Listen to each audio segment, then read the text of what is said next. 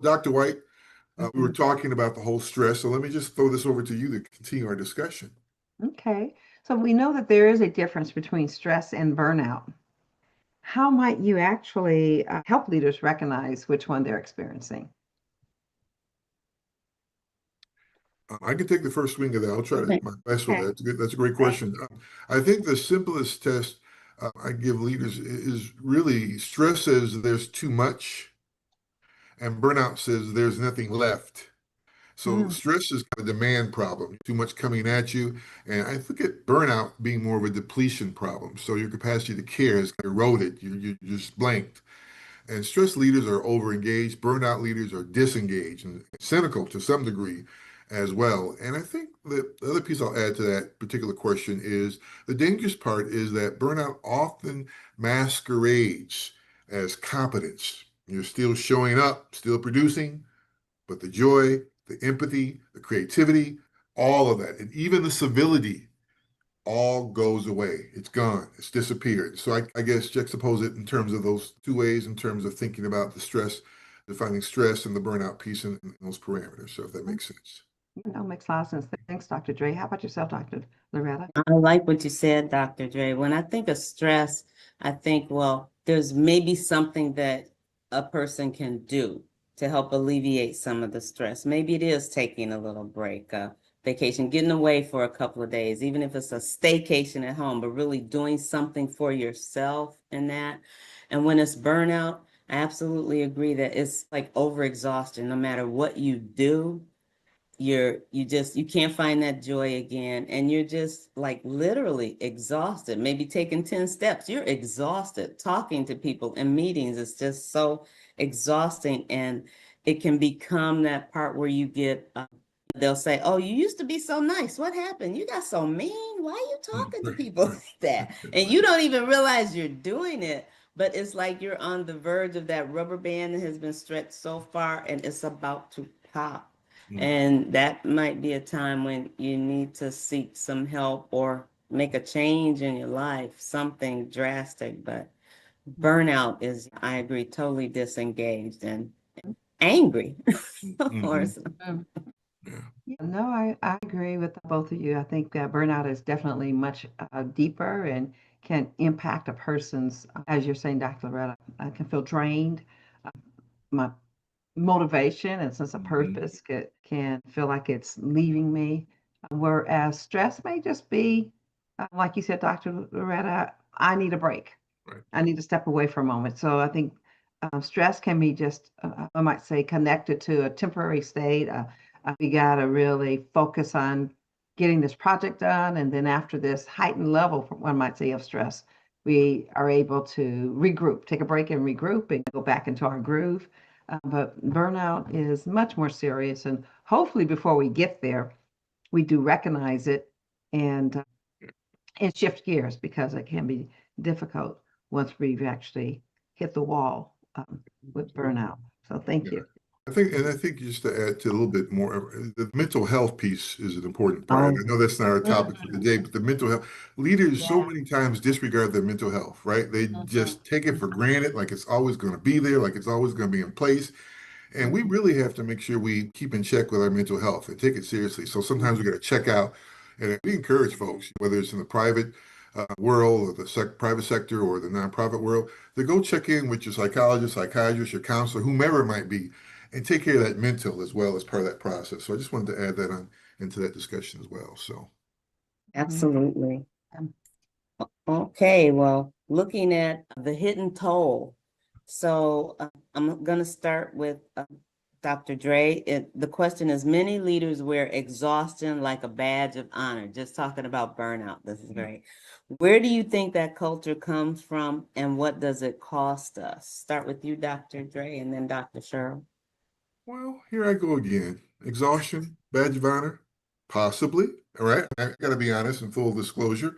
I used to think, boy, exhaustion meant, boy, you working out as a leader. You showed your proof that you are worthy of leadership. When you could come to the table and say, I am just exhausted. I've been up for 23 hours and I had to, troubleshoot through all kinds of things. And I did wear it as a badge because I thought, hey, that is the true sign of a great leader. Well, I was wrong just a little bit, right?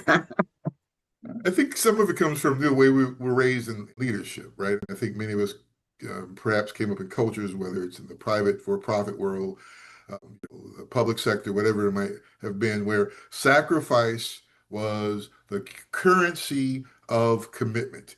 If you weren't tired, if you weren't serious, if you weren't really engaged or over-engaged, you're not doing your job as a leader. And so I think you couldn't just be good. When I think about some of the lessons I learned coming up under some pretty rigorous leaders, you had to be twice as good. So rest felt like risk. Rest? No, I can't rest. I got to continue to work.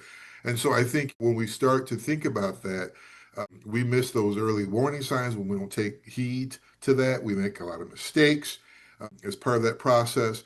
And the badge of exhaustion is really an IOU, and the bill always, I always say the bill always comes due in your health, in your family, in your relationships, in your organization, just all around. So I think we have to, again, resize and rethink that badge of honor and being equated to working hard as a leader. Hey, Dr. Cheryl, your thoughts on that? I would certainly agree with Dr. Dre, and does become important not to confuse being busy with being of value. We can pace ourselves and still be of value. And like the cost, I think, Dr. Loretta, that you asked, what's the cost of it? I will underscore the poor health. Sometimes the cost is high turnover, weaker leadership because people can't think clearly when they're exhausted. So the cost can be really high when one is equating exhaustion to a badge of honor, and that becomes the norm for the culture. Indeed, I absolutely agree with both of you. And I started thinking when I first got into the workplace and leaders who I watched, they're first in, their last out. They were there for, it's an 8-hour day with a lunch break, but they just worked through everything. And I thought that's what you had to do to be a good and effective leader. But it turned out they were ineffective because, like you say, the cost behind it, their health, there's a lot of turnover sometimes in the different roles. And that rest is not a sign of weakness. You really have to take care of yourself, but you lose, again, people, creativity, and that sets a whole tone. Because I was much younger, and I thought, oh, that's what I had to do to be a good leader.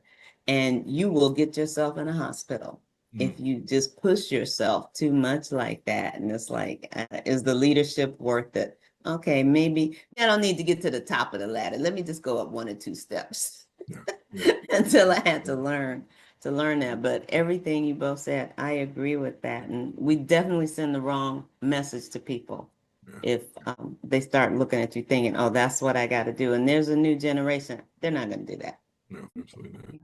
So many will opt out before they decide to adapt that as a lifestyle. Right. But isn't that pressure put on by our teams, though, too, as well? Do we overachieve as leaders because our team expects us to stay in the workplace for 15, 16 hours? And aren't you deemed lazy and ineffective because you come in at 8 and you leave at 4, you take an hour lunch break? Doesn't the organization put that undue stress on us? So we have to outperform as part of that process. I would think just the opposite. I think very often the leader is the one who's setting the culture. Now, I may have someone above me who's setting expectations, but we very often are setting the norms for what's expected will very often be mirrored from what we are reflecting down within the organization. So we are working from sun up to sundown and beyond. Our work very often rolls downhill, which means that staff may find themselves doing the same. Absolutely. And that term that they have about family friendly and all that, if people are watching you do that, no, that's not family friendly to someone who really has a family to go home to. They don't get to spend time with them. And a part of me, when you were asking that, Dr. Dre, I'm like, so is that just the traditions that, we were steeped in, or was someone actually insecure about their own role? Could it be some insecurity because you got somebody over you with these expectations as well. And it's like, that could be too. So, Yeah, sometimes people look for validation Right. too. And sometimes we are working in environments where they're just not affirming. Right. And so it becomes important sometimes for us to, one might say, sell up or share up what we think our accomplishments for any given period of time should be, because people get on that treadmill chasing success, Right. chasing validation, and burn themselves out in the Yes. process of trying to prove something when they don't really need to prove anything. Right. But what they end up proving is that they are human.